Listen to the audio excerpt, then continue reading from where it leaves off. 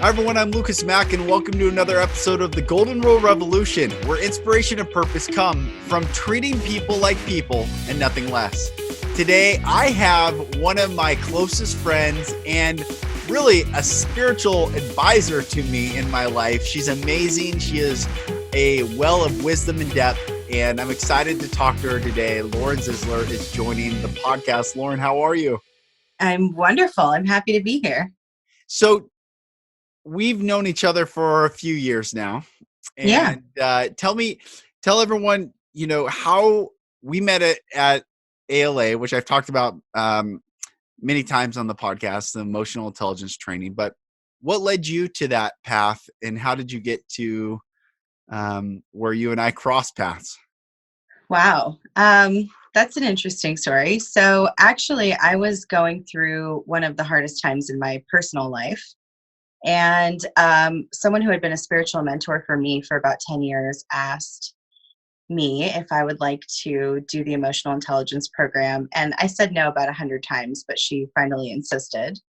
So I went through, I had an amazing experience. At the time, my mom was passing, she was in the process of passing away. So it was a very emotionally intense trauma for me. And so when it completed, I decided to come back and be of service. And I did that a couple of times. Ironically, both classes that I ended up in, I met two of my closest friends, you and someone else from a different program. And, you and I didn't really connect much in the container. We didn't really talk much during your process or anything. But then one day, I think you had been graduated for a month or two. I got this. Are you okay if I tell the whole story? Yeah, absolutely. Okay. Yeah. I got this. I was in prayer and meditation, and I got this really deep knowing that I needed to call you and share some things with you. And I remember that one of the things was that I was supposed to tell you to throw a book away that you had written. And I didn't even know you had written a book. That was what I was told. And so I remember I called you and we had this incredibly powerful conversation. And I just said, I know this is going to be weird, but I feel like God's telling me to share with you that the book you wrote is not the book you were supposed to write. and Yeah. and you need to throw it away and start over. And Everyone listening, I have a book out that's published called Everyone Has a Plan Until They Get Punched in the Face that you can find on Amazon. But I was working on this other book called The Golden Rule Revolution, discussing the three things you're told never to talk about: money, politics, and religion. And I had written the entire book. I was going through the editing process with a professional editor. And then the next step was to shop it to book agents. And so it was already fully written. I had already gone through the editing process when Lauren called me. And it's so funny because the book massively triggered the editor and it did oh the wow. opposite of what I wanted it to do. And and then you called me and And I had no idea about that. I just, it was good. I mean, and then I stopped the book, and it wasn't the book. I needed to get that out, but it wasn't the book that I was supposed to write. right. And I think the message there was, anytime I feel like, it's so interesting because anytime I feel like I've been given something to share with somebody about their experience, I know that it's just as important for me to hear it as it is for me to share it. So I always take something out of that. And, the big message that day was to trust your purpose and trust your path and to say what was really on your heart. And that was something I needed to hear too. So it was like just beautiful, beautiful synergy, the whole experience. Yeah, I remember talking to you and realizing I had written that book from a place of fear and not a place of love. And I want to share from the place of love. And fear is easy. It's easy to come from a place of fear because there's no work. You don't have to do anything. Fear just can exist if there's no love. And so I was writing that book from a place of trying to protect people from bad things happening versus coming from a place of love and bringing good things to happen. That was the difference, I think, and a big perspective change for me. Yeah, and I think fear is also easier for us as individuals because it protects us. I mean, as individual people, Yeah. it's this false sense of security or control where love is very vulnerable and it can result in pain, and Mm. so the interesting part is that most of the time when we act from fear, we end up creating more pain Yeah. than if we allow ourselves to be vulnerable and just act from love. Yeah, one of my top listened to podcast episodes is Dr. Jenna Scare, who the title is "Why Pain is Good," and she talks about physical pain is Yeah, an indication of something. The body's bringing attention to something. So when we try to avoid pain, is usually when we avoid healing, as opposed to focusing on the pain and letting it be an indication or a signpost that something needs to change. the messenger. Yeah, a messenger. Um, and then one thing and I want to keep The hearing your story, messenger. but one thing that you also shared with me and deeply, deeply made an impact on me was you telling me to listen to the audiobook Conversations with God. And I will never forget going on Oh yeah. walks and listening to that book, and so many things expanding for me, shifting for me,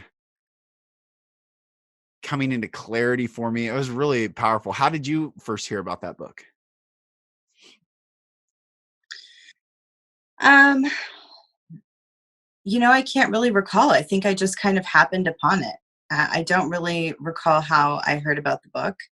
Um, it could potentially have been through one of my mentors, but I just remember that when I listened to the book, there were so many things that deeply resonated with me, and not everything, because I don't think everything is going to ever resonate with everybody, but Right, right. so many things just powerfully resonated with me that I was like, wow, I wish more people would read this book. And then you and I were just in conversation one day, and I just felt compelled to say, this is an incredible read. You should really take a look at it. And the reason that I love it so much is because it's very much about your internal relationship, which to me is the most important thing on the planet. You can follow all the rules or practice the religion or, do any of the things that you want to do, whatever, your personal spiritual path is. Yes. But if the external doing is disconnected from the internal connection, it's kind of like that saying, faith without works is dead.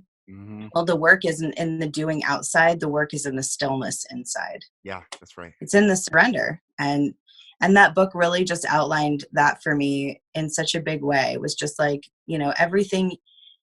One of the most powerful lines in that book for me was this: your experience is your greatest teacher, yet you choose to ignore it. Mm, And yeah. I was like, wow, because my experience had told me that in the quiet of my soul, what my higher power was directing me to do or leading me to do was the right thing. But then I would get really concerned with out here and what other people would think and what other people would say and how that would land for other people. And then I would change what I thought I was going to do. Yeah. And that was just such a huge moment for me where it was like, no, trust your experience. I've shown you over and over again what it Mm. looks like to trust your experience. And then I thought, wow, this is so powerful. So I'm really glad you got a lot out of it because I personally did too. So I Yeah. love sharing that with you. Yeah. It's very powerful and profound. And especially for me, I had read, I say this often, and I don't mean this as a badge of honor. I just mean it as a data point. But I had read the King James Bible 7 times cover to cover in 14 years. I had never missed a morning or night praying on my knees. Without exaggeration, I had not missed a night of praying on my knees, morning or night. Yeah. Um, for 5 years straight, I had fasted from Sunday night to Tuesday morning, only liquid. I mean, I went hard down the external. And what's sad and why this book was so profound for me, and truly it is sad, I look back, is I hated because here's the thing about kids who are abused. they don't look at the abuser and say, what's wrong with you? They look at themselves and say, something's wrong with me. Right. And the more prolific the abuse, the longer it happens, that the loving oneself is eviscerated. That is not even like, what do you mean love myself? Yeah. Um, and so in the religious, and I went so hard because when I attempted suicide at 20 and didn't die, I did believe I was the pray around the flagpole kid. I was worship leader in high school at my church. Like, I really have always loved God. Like, I love God, and I hated myself. So the night I attempt Yeah. suicide and don't die, I saw that God was real. And yet Yeah. that's when I went really hard on the external fasting, reading, praying, consuming all of Wesley's work and Spurgeon's work and Finney's, like all these great Christian fathers of the past and all these things. I mean, and yet I still hated myself. My prayers, when I prayed, is rip the roots of sin on my heart, kill the flesh, kill me, kill me, kill me. I thought if I Yeah. could just be like ethereal skin to the Holy Spirit, if I could just kill myself inside so much and deaden my soul, deaden my, I wouldn't have said it like this, but in reality, that's what I was trying to do, like deaden that still small voice inside of me, because it was, if I truly listened, it was crying out in pain, but I kept trying to abuse it to get it to Yeah. go away. And Yeah. that book was, I mean, that in a lot of things, ALA was so powerful and different things, but that book was the very first time I had heard a different perspective about God and the Bible, and whether people believe it or not, it didn't matter. It was just a gentle perspective. It was just a different perspective. And it was gentle and it was beautiful and it was internal. And it was Yeah. like, wait, if my body keeps the score, which I know it does, then my soul body, my experiences, my thoughts, those are part of me. Those are telling me something. And it was just a beautiful book. And so I highly recommend it to anyone listening. Yep. One of the gentle perspectives that really supported me in that book, and I really just had this total aha moment around, was shifting the 10 commandments to the 10 commitments. Yes, that was good. And, I have a pretty broad spiritual belief system, and I was raised Christian, of course. I grew up in a very conservative town, raised Christian my whole life. And I have no angst against any religion. But what I loved about conversations with God was that it was so gentle that anyone could have heard the shift from the 10 commandments to the 10 commitments and really have gotten in their soul Yes. that being in relationship with your creator, whatever you choose to call that, the name is the name, Yeah. universe, spirit, God, whatever. Yeah. When you choose to be in co-creation with the energy of creation, then you won't want to steal or adulter or cheat or lie or hurt someone else, because you'll value life and you'll value relationship, Yes. and you'll have gratitude for those things. And I was just like, oh, that makes so much sense, because it takes us out of the place of wrestling with ourselves, like about, if you take adultery into let's just talk about that one, like Yeah. we're human beings. Instead of beating yourself up for having attraction to someone who's not your spouse, or thinking thoughts, you can have this understanding that there's a piece of you that needs to connect deeper with your higher power to Right. alleviate that. So you're not in this, like, I'm a bad human Yes. rigmarole that doesn't really work. you That's right. know? It's so good. I'm so glad you brought this up. So one of my closest friends is a Hasidic rabbi that I study with.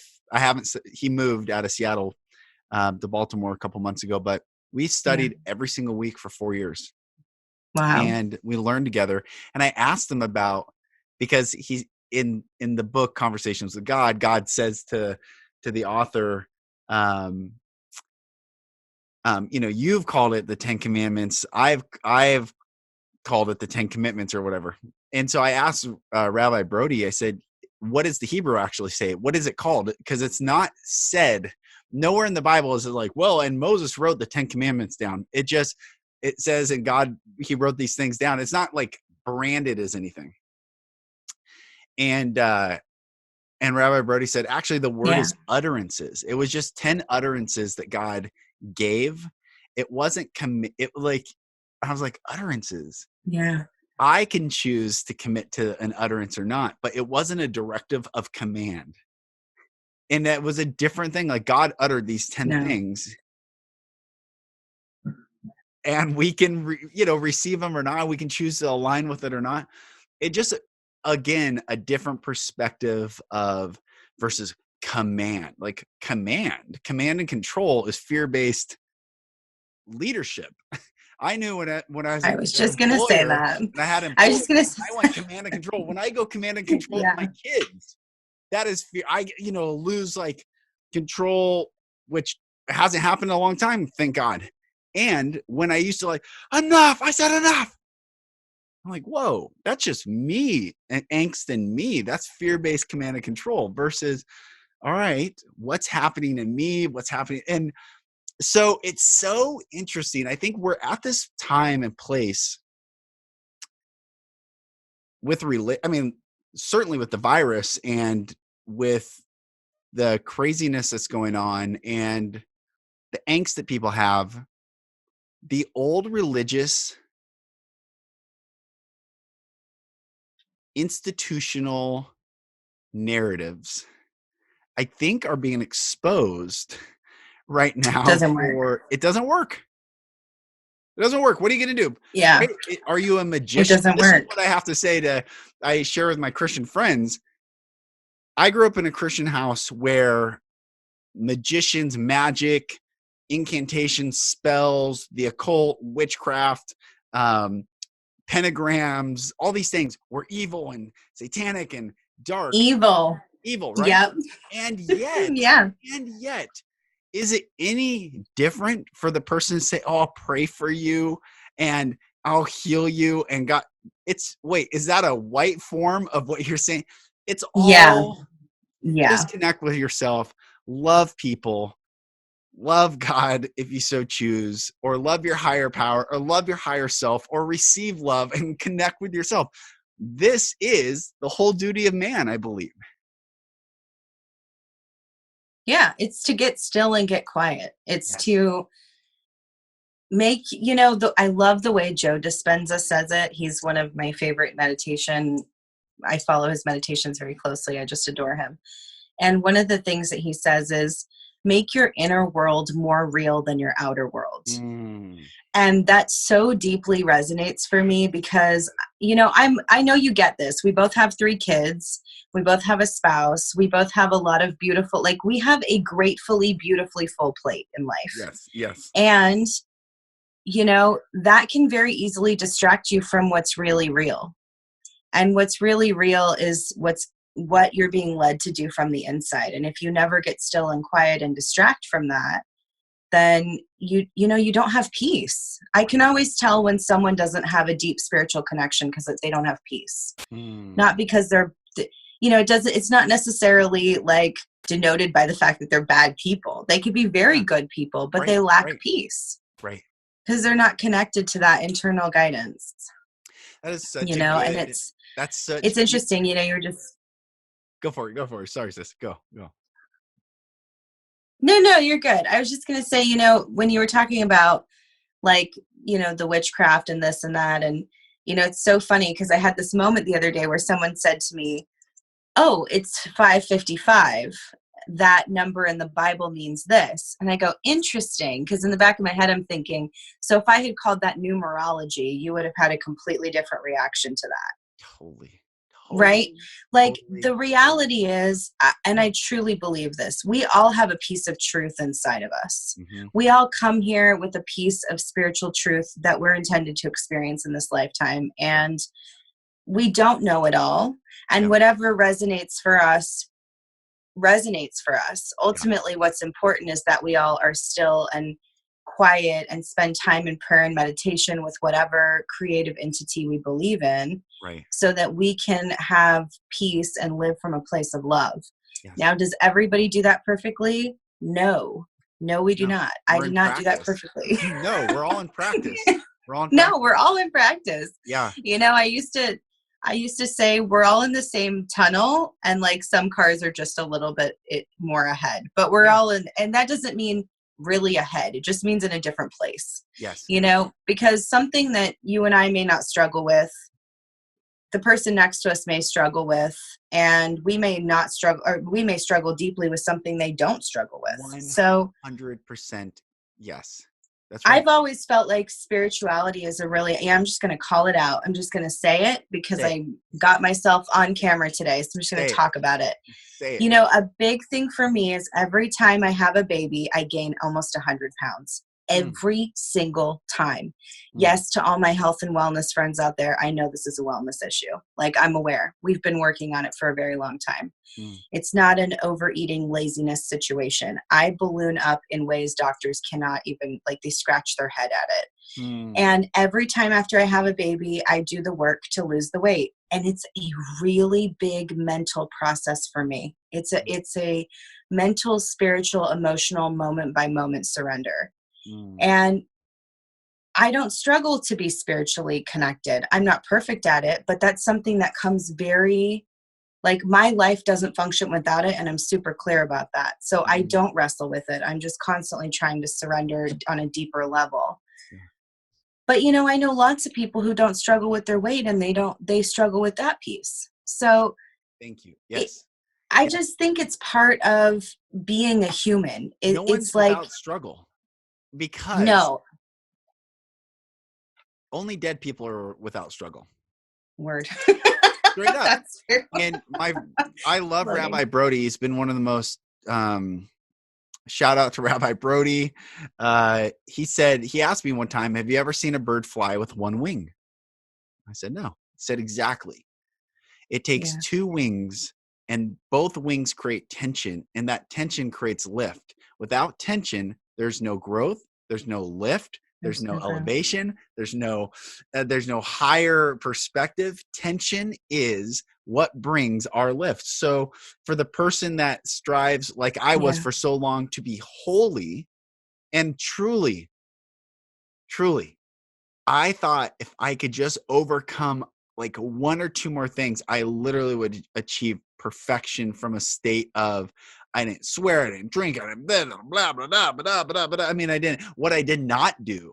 But what I did was I was angry. I was hurt. It's like when I let go of all that. You were judging yourself super hard.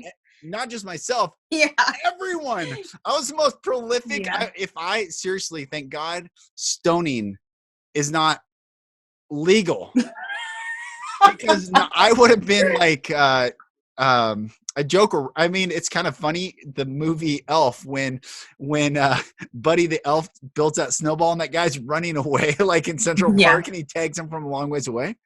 I was a prolific Stone thrower. Yeah. And I was in the Christian narrative, I have led a lot of people to the Lord. A lot. Hundreds of one-on-one soul winning. I used to but what I was doing was not from a place of love. I might have thought, I know I would have said, yeah, I love God and God loves you. But I didn't know love. I was searching for love. Yeah. And I felt like if I kept doing enough, I would finally receive love. And it wasn't until I literally surrendered everything. And continue to surrender everything moment by moment. We talk like I still have to surrender things, but now I'm at what I will call a healthy perspective on, I just need to surrender something, not, what do I have to do? Yeah. You know what I call that, Lucas? I call that compassionate awareness. You moved from forcing yourself into I need to surrender this, or I need to get this perfect, into, okay, so what am I wrestling with? Mm, What's causing me pain here? What's it trying to teach me? right. Where can I let go? And it's just compassionate awareness, because, something I always tell people, if you're wrestling yourself, half of you is stuck to the mat. Mm, Like, if you think about a wrestling match, yeah. and one side of you is over here and one side of you is over there, and you're wrestling, one side of you is stuck to the mat. You're not free. But when you can move into compassionate awareness, then you create a new level of freedom in your life, where you can be a human and screw things up and just make amends. Or, I had a psychologist once tell me the very worst thing I could do for my son was apologize for my ill behavior, because I would discredit my authority with him. And, you know, I remember just thinking that didn't feel right in my heart. No, I didn't agree with that. 100% no. So one day I got mad at my son for something that was just stupid to get mad about. Yeah. And I went to him and I said, you know what? I just want you to know I'm so not perfect. Mm, And I'm a human being. And, you know, I didn't handle this well. And here's why. And here's what I was afraid of. And none of that has anything to do with you. And I just wanted to apologize. yeah. And it was this moment where I felt this huge sense of relief, not about the way he received me, but that all of a sudden I didn't have to pretend to be the perfect parent who had it all together. I Mm, could just be a person doing my best to guide and raise another person. right. And that's it. And You just give it me was this just vision. so big for me, because that was a huge shift. You just gave me this vision. Uh-oh, we cut each other off. What'd you say? You just Yeah, gave me tell this me. vision. Um, we're not perfect campaign, and everyone just opt in and say, I'm not perfect. The amount of teen suicide and child suicide right now, all, although there are many influences and many factors, my personal belief is the biggest influence of that is parents not telling their children that the parents aren't perfect, and the children feeling a sense of, my parents are perfect, I am broken, something is wrong with me, I have no friends, I've been isolated at school, I've been bullied, but I am not perfect like my parents Mm. call me to be and claim to be by omission of saying that they're not perfect. And I am a huge believer. I tell my children, I'm not perfect.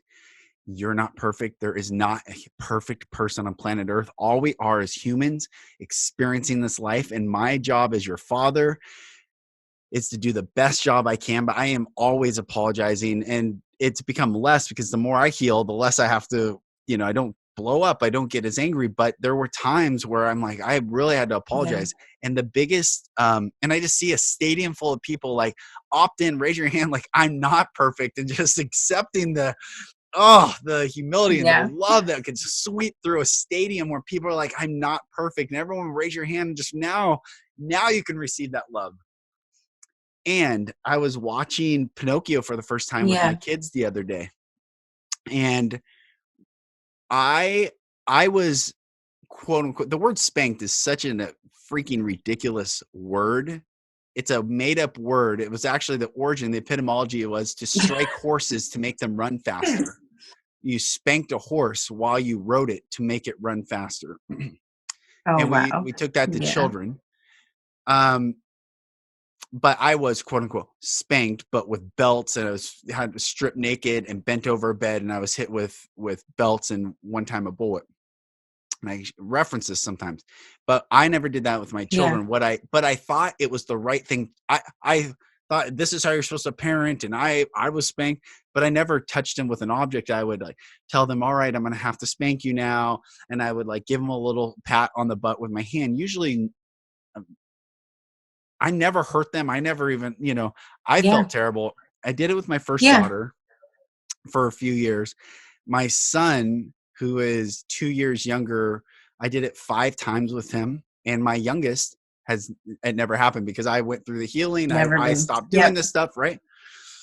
Um, so we're watching Pinocchio the other day, and I started crying because there's a scene in Pinocchio where all the clocks start going off, and there's a mom who pulls her son's pants off and his bare butt, and she's hitting him.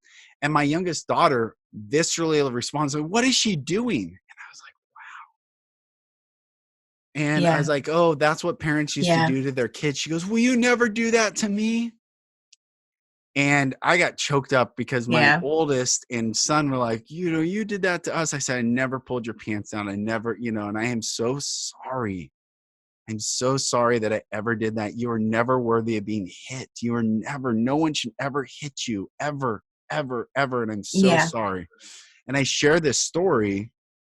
Actually, I've wondered when I was going to share this story about Pinocchio because it was profound. This was just 2 weeks ago. Yeah. My kids know that's not okay, but I apologize to them, and they will never grow up thinking they have to be perfect. Okay, that's it. They will grow up knowing that Yeah. compassion and love. But if I had not broken the cycle, I would have continued that cycle of, why you're not perfect. I'm going to hit you. You're going to be hurt or scared or intimidated or threatened, or there's going to be something if you don't perform to a certain thing. And then that's where the Yeah. bifurcation of the internal voice and the Yeah. external doingness comes into play. Yeah. That's something Michael and I talk about a lot, is really just like, we believe in structure, and we believe that your actions have consequences. Yes, And they're either consequences you want or they're consequences that you don't want.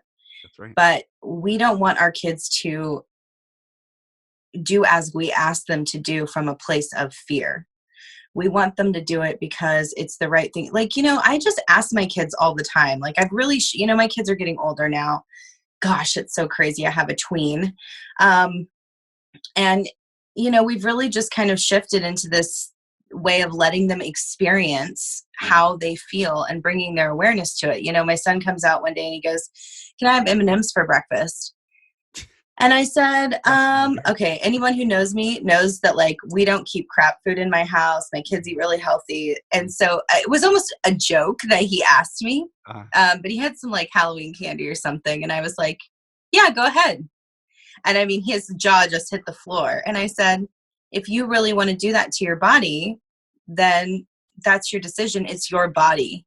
And then an hour later, he's just super sick because he didn't have any water. It was the first thing he ate in the morning, right? Yeah. So he's like super sick, and he comes to me and he's like, "I feel awful." And I was like, I wonder what did that, and just kind of having the conversation with them. Yeah. And my son, like, he has some emotional outbursts, and, he blew up on me a couple weeks ago and just said some really painful things to me. And I just stayed quiet the whole time. And he came out to me after a few hours and he was crying, and he said, he's so sweet. He goes, "I put a Grand Canyon size hole in your heart." And I said, "No, I'm okay." And he goes, "I don't like the way I feel about me when I treat you that way." And I was like, yes, that's the point. Yeah. The point is that when you mistreat other people, you mistreat yourself. Yeah. And to just really, like, be in that space with them, because the way I was raised was very much the same. Like, we got whipped with belts, and there, I lived in prison pretty much my teenage years. I was grounded all the time. I ran away. Back in the day, they used to put runaways on the news. I was always on the news for running away. And I mean, it was like a prison. My house was like a prison, and it wasn't fun for me in those times. And I was really struggling. I wasn't trying to be disobedient or be malicious, or I was in pain and I was acting out. Yeah. Yeah. And nobody really got that. Nobody got that, but I was in deep pain. I was self-harming by the time I was 13. I mean, it was just like a really big struggle for me.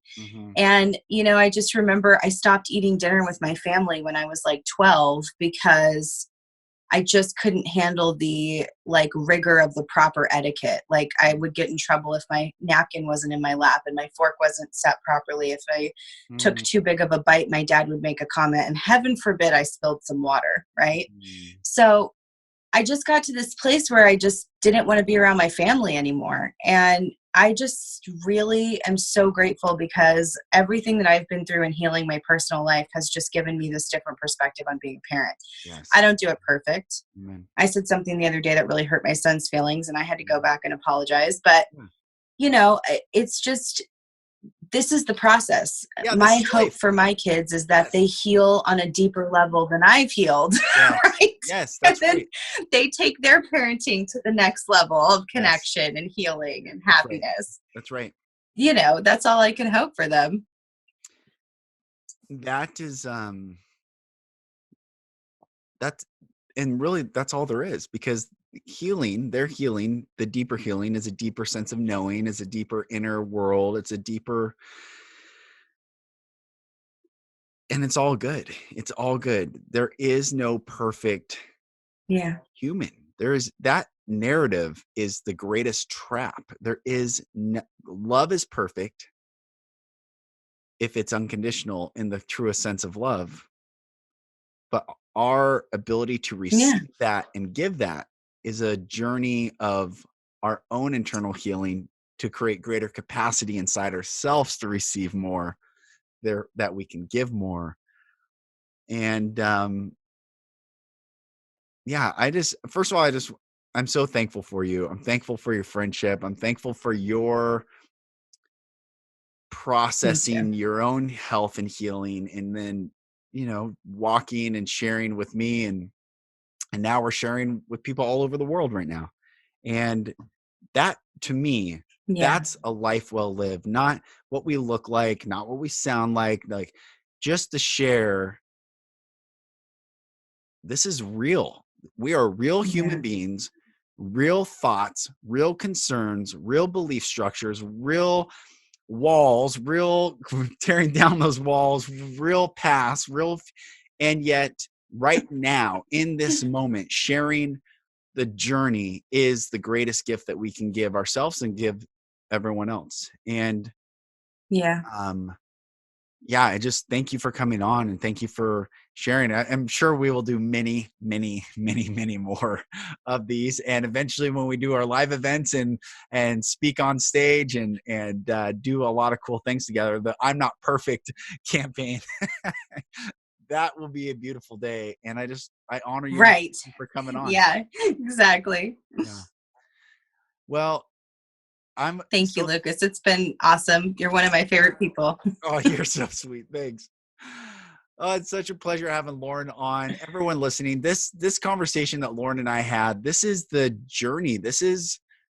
You will never reach a state of perfection. The moment you think you do, you really are going to find that you have a great healing in front of you.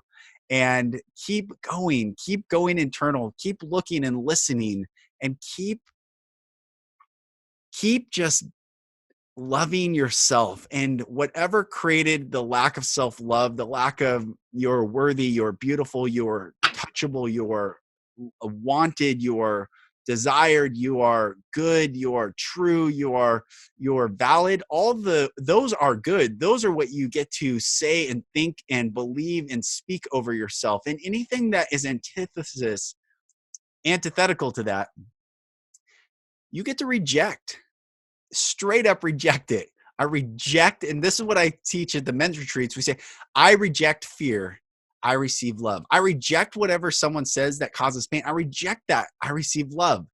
And I do not let things that hurt reside in me. I get them out of me verbally, audibly. I speak them out. Get out of me that I may receive love. And that is my encouragement for you today. So thank you so much for listening. Thank you to Lauren for joining. And make sure to subscribe to the podcast. Follow me and follow Lauren on Instagram. I'll put her handle out there. We'll put her information out there. And let's continue the journey to treat people like people and nothing less. I'm Lucas Mack, and I'll talk to you on the next episode.